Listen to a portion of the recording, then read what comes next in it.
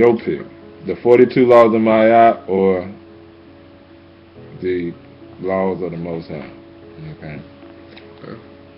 If I can have some information that the people might want to hear about that. Mm-hmm. Now, with the laws of Ma'at, one thing we got to focus on is that I'm not really sure how Egyptologists explain this, but it sounds deeply religious-like. Because once you compare it to Christianity and things of that nature, first off, you know what I'm saying, the laws, it's not a law to govern the land. Remember that first. The laws is not a law necessarily to govern society. The laws is a law to enter into the afterlife. Which pretty much you go to the afterlife and your heart is weighed on the scale between your acts and justice and righteous acts. And that depicts on where you spend the rest of your life, eternal life, afterlife, either in heaven or hell, which is really mythology. And if you think about it, where did the Greeks learn their understanding of God from? What do the Egyptians, Egyptology are those who study Egypt. Let me just say that. Those who study Egypt, what do you guys say that the Greeks learned their gods? Where did they get their gods from?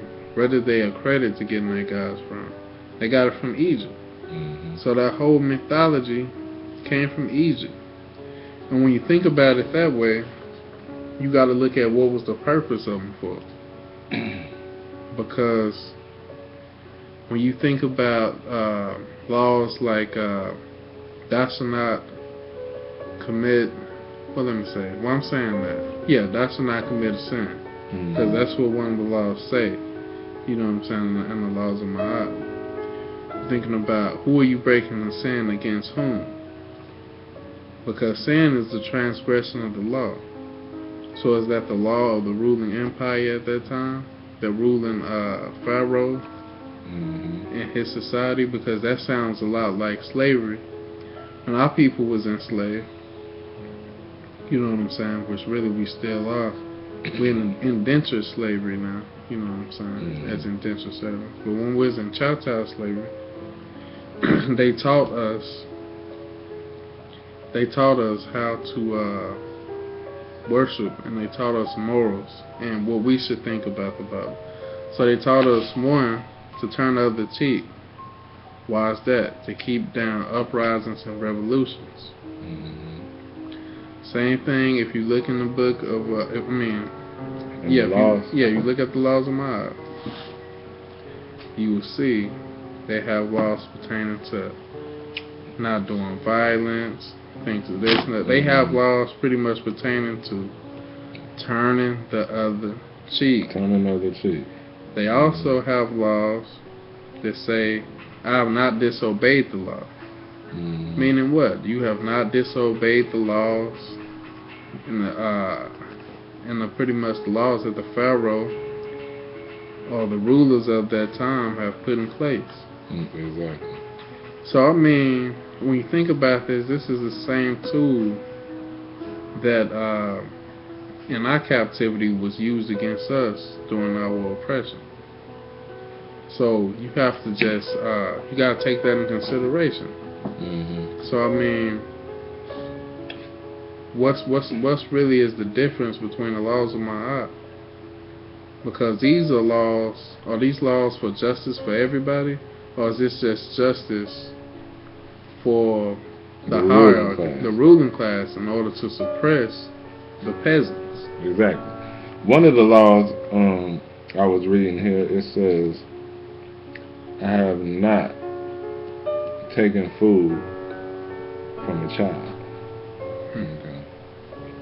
They were under a feudal society, okay, which basically serfs till the land, and a percentage of their produce go to the nobles and kings. Exactly. So that right there is taking food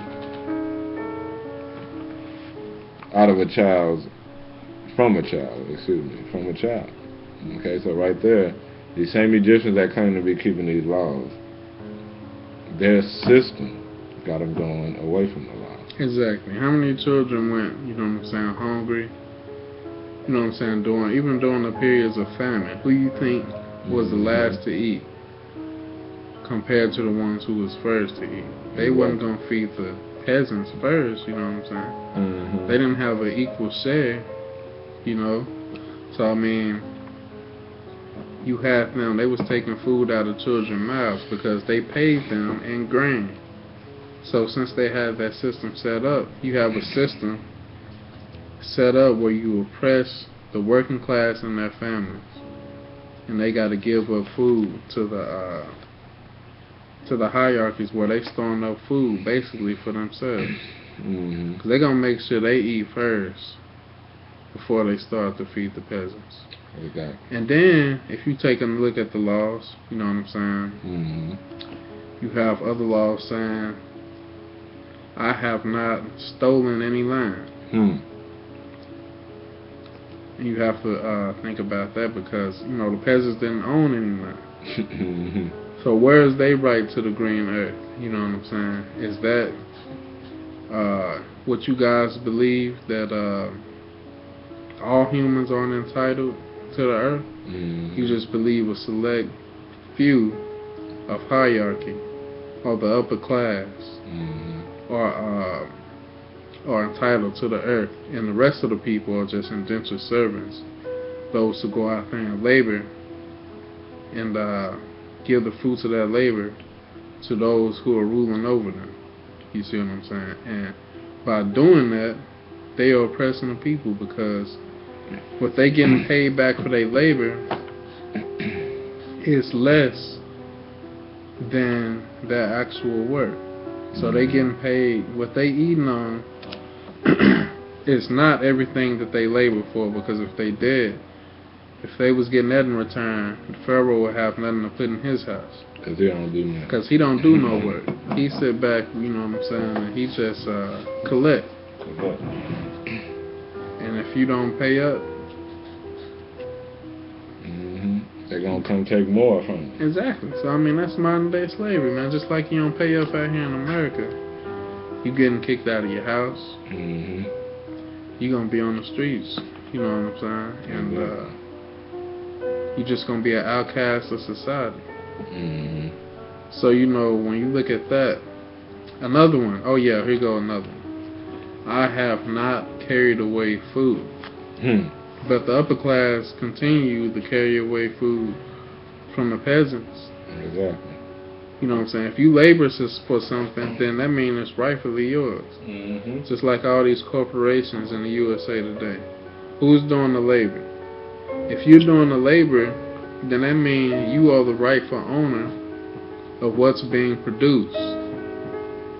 If you're not enjoying the fruits of your labor, then that means that you are being oppressed. Exactly. And that means you are being exploited. So, I mean, that's the same thing it says in the scripture. You know what I'm saying? Pretty much that you're going to be laborers and you're not going to enjoy the fruits of your labor. That's a curse. You know what I'm saying? Right. So, I mean, ain't nothing good about that. You know what I'm saying? Don't nobody want to be the peasants, you know. That's why when you see a lot of people talk about Egyptian society, their views and their focus is on who? The pharaohs. But if you're going to rebuild a society like that, you know what I'm saying, if the pharaohs were the upper class who didn't do peasant work, then you're going to have to get you a group of peasants from somewhere. You understand what I'm saying? These people was oppressing their own people. These wasn't just different people, you know what I'm saying? They was oppressing their people and other people. Exactly. See, that's what they did. So, I mean... So, you basically saying the 42 laws of Ma'at is basically religious laws to keep the people... Yeah. Yeah, let's check out this law right here real quick. It says, I have not slain man or woman. Okay. That's to say, you know what I'm saying, so you want to keep the peasants from slaying whom? The rich class. The upper class, the ones, the bourgeois. Yeah, the bourgeois, the ones who oppressing them. Let's see. I got another one. There it is. I have not stolen from or disrespected the deceased. Now that's one you gotta think about, because that's why, you know, they had their great structured pyramids, and you know they had their nice burial sets to have safe passage to the underworld. You know, that religious, that spookism. And it was and where were the peasants buried? You understand? And what riches exactly did the dead peasants have for them to have a law and say you have not stolen from them? Right. It's just to keep the peasants from stealing from the upper class, because they know they don't exploit them, and they know that the things that they have collected from the peasants rightfully belong to the peasants. Exactly. So you know, it's nothing wrong. You know what I'm saying? I don't see nothing wrong with what Moses did, but if you really look at what's going on, a lot of the people who's talking about Moses, him being Egyptian, they looking at it from a religious point of view. Yeah. Because really, Moses was an Egyptian, and all the Hebrews were too. They were Egyptian citizens. So these Egyptian citizens decide to rise up against the upper class. You know what I'm saying? Can you blame them? I mean, really? I mean, does that not happen on the face of the earth? Because when Moses and the Hebrews left, they didn't just have the laws of the 42 laws of the negative confections. They didn't have that. And that's what it's about, suppressing the people. You know what I'm saying? Looking at it politically. And you know what I'm saying? People going to look at it in this society, and they know that the slave owners was using the Bible to oppress, to suppress, you know what I'm saying, revolutions from happening. What you think they was using the 42 laws of Ma'at for? Exactly. I mean, that's why they, you know, you see in today's society, they give honors to Egypt, you know what I'm saying? Exactly. Because, you know what I'm saying, just how you say people in today's time say the so-called white man is God. What you think they was, you know, we know what they was calling the pharaohs. Exactly. They had them calling them God, man, and that's because that's more control over the people. They wanted to put as much distinction from them and the common people as possible. So why? So they could justify that exploitation of the people. Man. Right. And if I need to be taught otherwise, please teach me, because that's the understanding I'm getting. And if I'm misunderstanding it, you know what I'm saying, I'm open to correction. Correct me, because you know what I'm saying, I'm doing this based off of the teachings that I've got also from Egyptologists, or so-called, you know, people who study Egypt, you know what I'm saying? Exactly. And just a look at just compare the laws, and you're going to see. Even if you just look through the Bible, you know what I'm saying, if you just want to compare the laws of Ma'at, since they say that's where it was plagiarized from. If you look through the Bible, the whole book is talking about freeing the people from oppression. Freeing the people from being oppressed. So I mean, how can you explain that? So if you can show me and teach me, you know what I'm saying, what the laws of Ma'at was for, to help me understand more so, then you know what I'm saying, please help me out. Exactly. So with that, we're gonna say shalom, brother.